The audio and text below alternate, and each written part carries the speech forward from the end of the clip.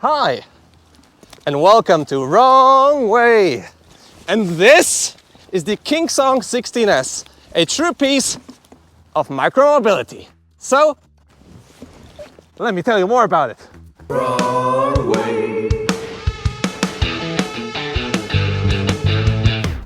So while recently there was a lot of talks about the new wheels with suspension, big wheels, heavy wheels, powerful wheels, this is still a very valid choice for a city, and this is what this video is about. So in this video I'll talk about my first impressions of the Kingsong 16S. I actually didn't do an unboxing because I wanted to give you guys a good first impression after 100 kilometers of riding.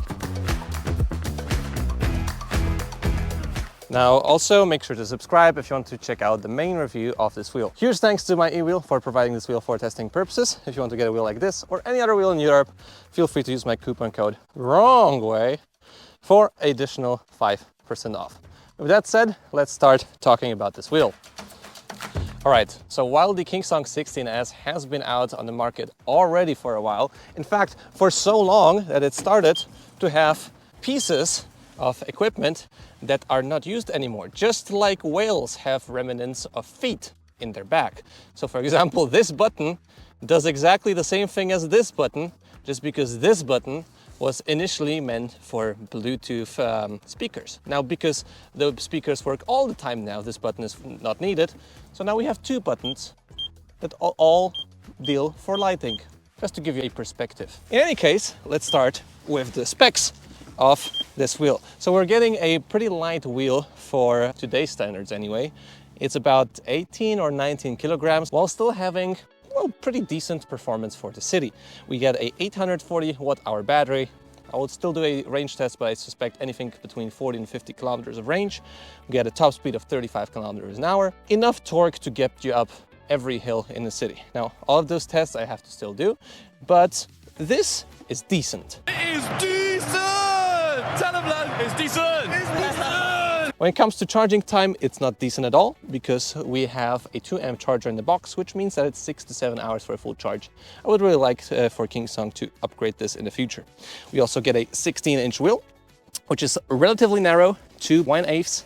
So this will give you more range. It's pretty stable for usual riding, but it won't give you the carving abilities of a wider tire, nor the stability at lower speeds. So while this tire is good, especially for beginners, if you are riding for a longer time, you want to get a bit more control over the wheel, a wider tire, 16 by 2.5 inch would be very nice. Keep in mind to check the pressure every once in a while, especially for heavier riders. I'm riding at 40 PSI, but 45 or 50 would be good for someone heavier than me. I'm about 75 kilograms. Cool, so this is the main specs of this wheel. Let's get into the features from top to bottom. So one of the biggest changes on this wheel for sure are the pedals. Now Kingsong used to have very small pedals with grip tape on them. Now we get much wider foot plates, maybe a little bit longer with studs on them. They're not too bad, although these are not MTB studs. They also dig sort of into the padding a little bit, which is interesting to see. Not sure if that's a bug or a feature. Further on, moving up, we get a very big pad right now. This is also one of the biggest changes. I do like that there's a pad on the bottom here, and there's an acceleration and brake pad. Now, the problem with the brake pad is that it's very close to your leg. So this is in the way a lot. And because it's just so thin and small, it doesn't really serve the purpose of a pad because it just like squeezes right in. I'm not the biggest fan of the back pad here. The front pad, on the other hand, is very far in the front. I don't really use it whatsoever because it's just so far and I really don't need much leverage on the wheel in order to accelerate quickly. So frankly, I would prefer if this wheel just had a flat pad here, but hey, they went with a power pad. Maybe some riders would prefer that. I do not. On the sides, we get a set of LEDs, not much changed here. They not only show you the battery level here, there's no display on the wheel, but they also move when the wheel moves. Right in here, we can see there's cutouts for the speaker holes on both sides. So we can take a listen to how this wheel sounds. Take a look at this. Fearless! Oh, I pressed the button, I'm sorry. They're pretty quiet actually. I mean, their sound is not bad. There's no like distortion whatsoever, but not much bass. I guess it's something on the level of a JBL clip speaker or something slightly bigger. But look at all these! So nice! Now I know that speakers are not for everyone. I am a fan of them though because, well, sometimes there's no speaker at the party. You take your wheel, you are the party, especially with those LEDs. Now further on, the next remnant of how old this wheel is and how much Darwin went into the evolution of this vehicle is the lighting setup. So when you press the button here, you can see, wait, I turn on the button, but the light is not on. Aha! Here it is. So while this wheel is not anymore symmetrical because of the pads, the lighting still is. So when you press the button once, you get a front light here, the back light will be here, as you can see.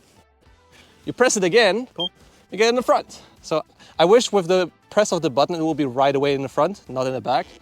And then the third setting of the light is both lights in the front, just in case you are really not sure which direction you want to go. There's no wrong way with this wheel. By default, the light turns on by a light sensor, and then wherever direction you go, it will shine the light on. But if there's enough light hitting this sensor here, it will turn off again. I typically don't ride in a setting because it sometimes turns on and off according to a light shining on this sensor.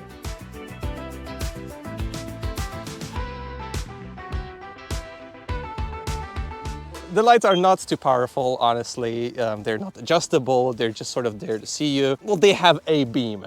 I wouldn't say it any other way. They do provide a bit of lighting in the night, but it's not like anything with a nice lens and a good power. Further on, let's talk a little bit about the structure of the wheel.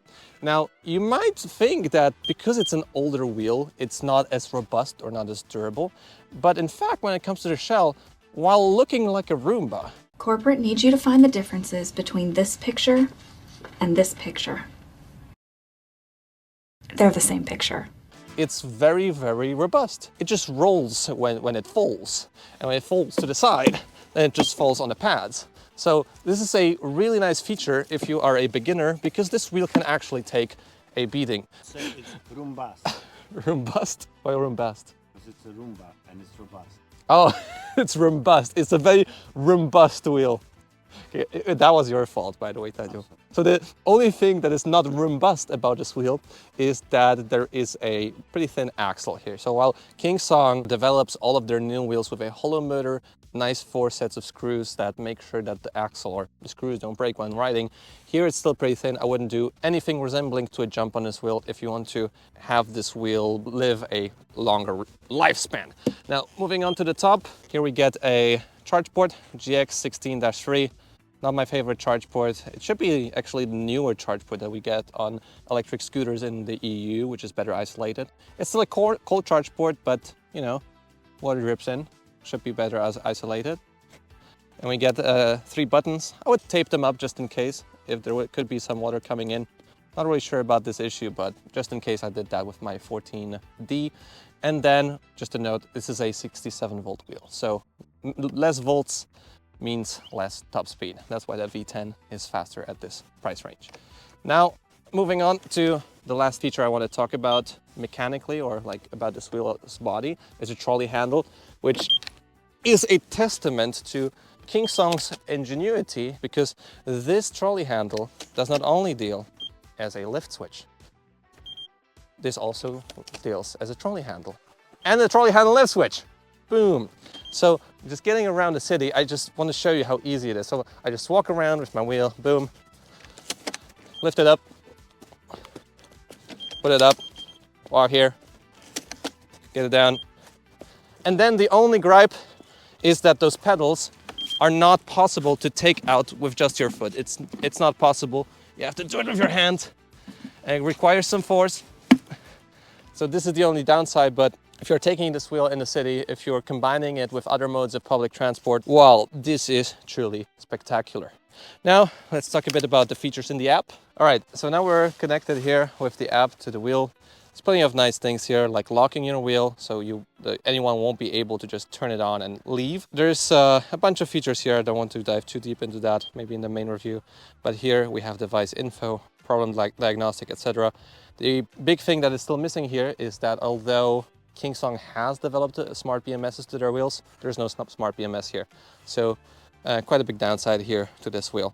You can update the firmware, set up speed, different lighting controls to the LEDs on the side, calibrate the wheel riding mode, and the angle adjustment of the wheel. So pretty basic here, nothing special, but it's good that we have a nice working app that doesn't look like the Leaperkim app for the Patton Sherman or Shermaness. All right, so let's talk also a little bit about the ride here, because I will not make a ride review. I think that's simple enough on this wheel.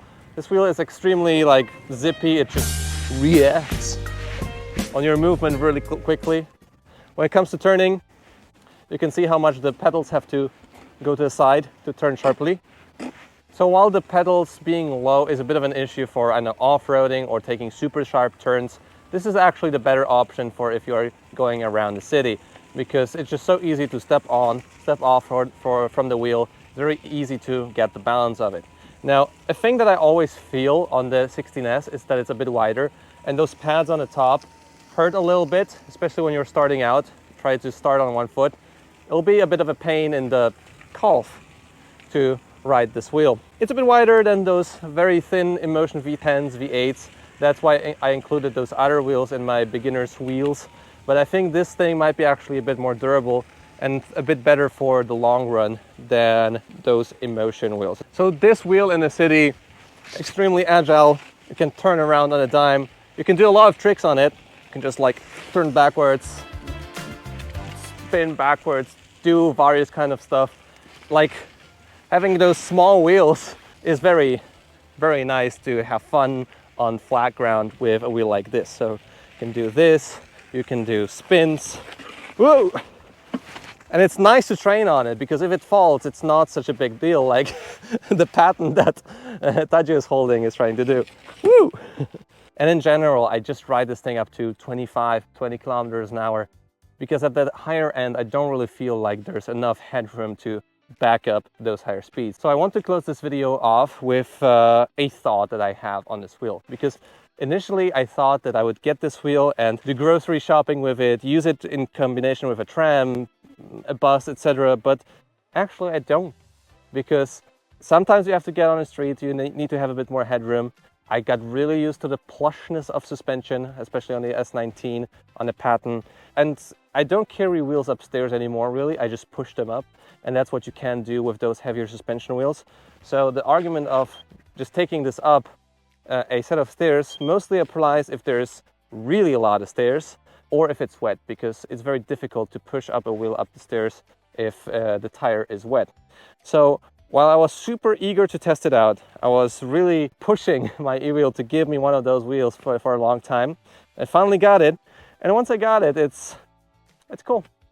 But most of the day I'll take a S19 or a Patton Extreme instead of this. So, while for some reasons it's a great wheel, especially combining it with other means of transportation, for my style of riding, I feel like I've grown to like other things a bit more than this. So, with that said, if you're still here, leave a like on the video, subscribe to see more content like this, and I'll see you in the next video.